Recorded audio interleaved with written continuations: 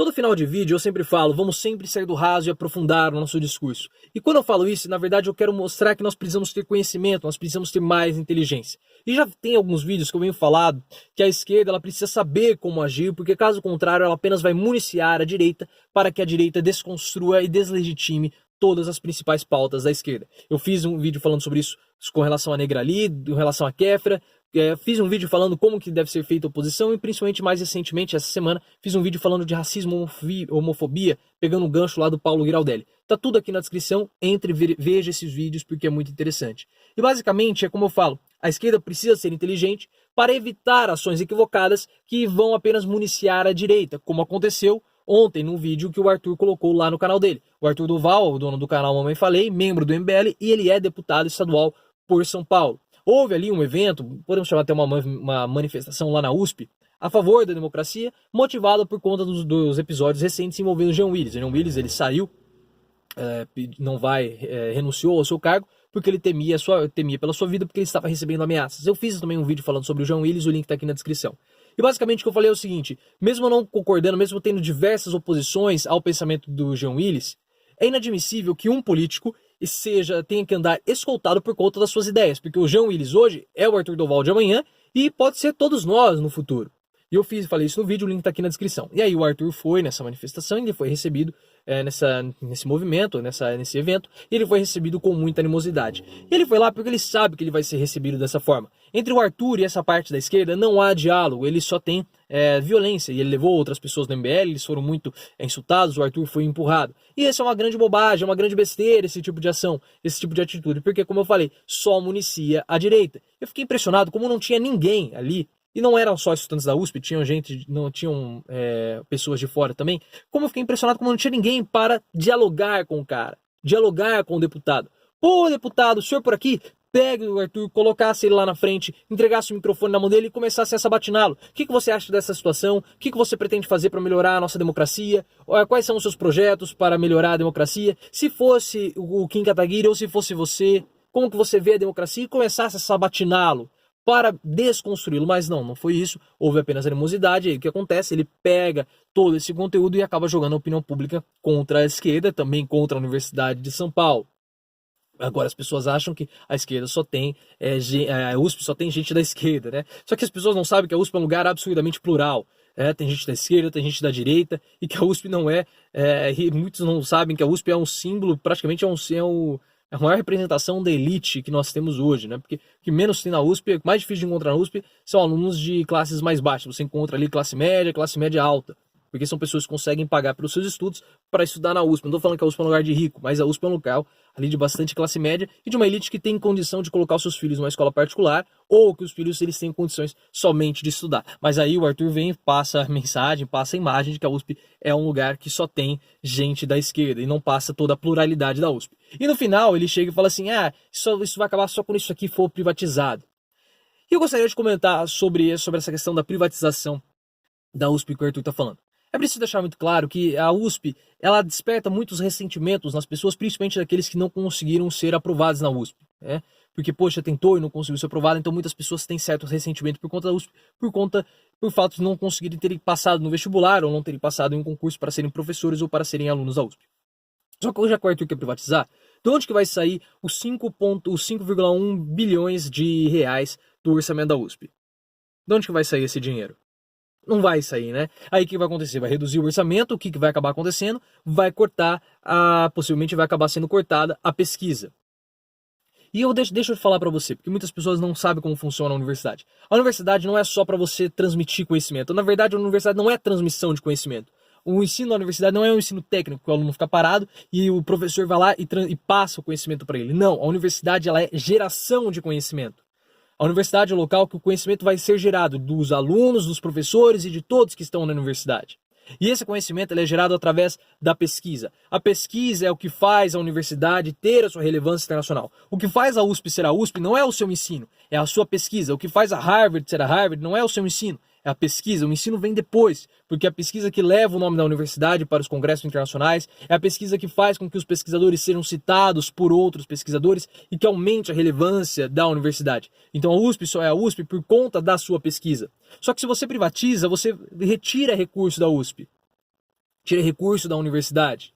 E aí fazer pesquisa é caro, é penoso e você não tem geralmente um retorno muito rápido. E as principais gerações de conhecimento são feitas nas universidades públicas. A universidade privada não gera conhecimento, porque não tem pesquisa.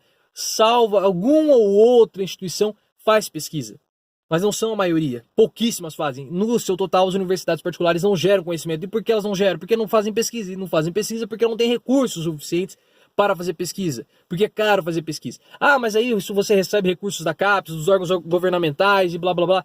Mas não é só isso, você tem que ter toda uma estrutura, você tem que ter uma internet de boa qualidade, você tem que ter uma biblioteca, você tem que ter docentes que trabalhem 24 horas, tenham dedicação exclusiva para a universidade. E as universidades privadas, elas não têm isso, os docentes trabalham em outros lugares porque o salário não é tão alto. Então não há essa estrutura que a Universidade de São Paulo tem, que as universidades públicas têm, para gerar pesquisa. Então, por isso, se você privatiza a universidade, você acaba desprestigiando, você acaba reduzindo a qualidade das pesquisas e reduz a zero. Aí você pode falar, mas a nossa pesquisa não é uma pesquisa de qualidade, como ocorre na pesquisa nos Estados Unidos. E aí você está enganado. Isso é um pensamento muito vira-lata, como se tudo que fosse dos Estados Unidos fosse bom e do Brasil fosse ruim.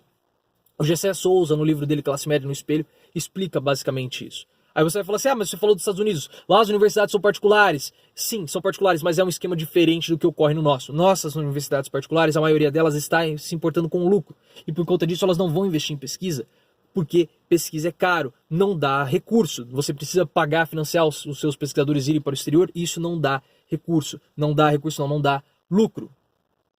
Então, quando você privatiza a universidade, você retira o seu potencial da pesquisa. E as pessoas acham que pesquisa é aquele cientista louco, né, o jaleco, os tubos de ensaio. Não é, tem pesquisa de tudo. Você tem a pesquisa parte química, quando você vai pesquisar uma molécula, uma substância, a pesquisa na área clínica, no tratamento, mas você tem outras pesquisas, como pesquisa em direito, pesquisa em administração, pesquisa em filosofia, pesquisa em sociologia.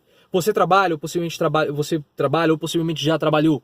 Se você trabalha, a forma que a sua organização está estruturada é baseada na pesquisa, porque dois caras lá atrás, Taylor e Fayol, pesquisaram e perceberam que essa é a melhor forma de organizar uma empresa. E para piorar, o Arthur fala de privatizar. Beleza, então vamos privatizar a Universidade de São Paulo. A gente reduz a nossa qualidade, porque sem a pesquisa a universidade cai muito da sua qualidade. E principalmente você reduz a qualidade, mas o governo vai continuar financiando a universidade via FIES e principalmente via ProUni. Porque se você não sabe, as universidades privadas, muitas delas são financiadas pelo governo com FIES. Com o ProUni. E o FIES também, só que mais com o ProUni. Eu vou falar um pouquinho de história para você. Lá nos anos 60, em 1968, houve a reforma universitária. E aí houve uma expansão de cursos universitários no Brasil e principalmente facilitou a abertura de novos cursos privados.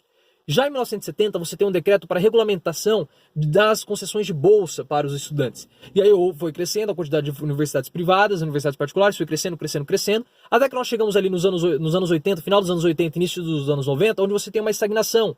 Porque você tem vagas ociosas e inadimplência. Aí começa a haver uma pressão da sociedade e também desses grupos privados no governo. E é interessante para o governo manter essas instituições privadas abertas. É interessante que a expansão universitária seja feita por instituições privadas, porque o governo ele consegue manter seus níveis educacionais, os seus índices educacionais de todo o país e preserva o seu orçamento, não compromete o orçamento. E essa é uma recomendação que o FMI fez já há muito tempo, que você precisa preservar o seu superávit primário. E abrindo faculdades privadas, você preserva o seu superávit primário.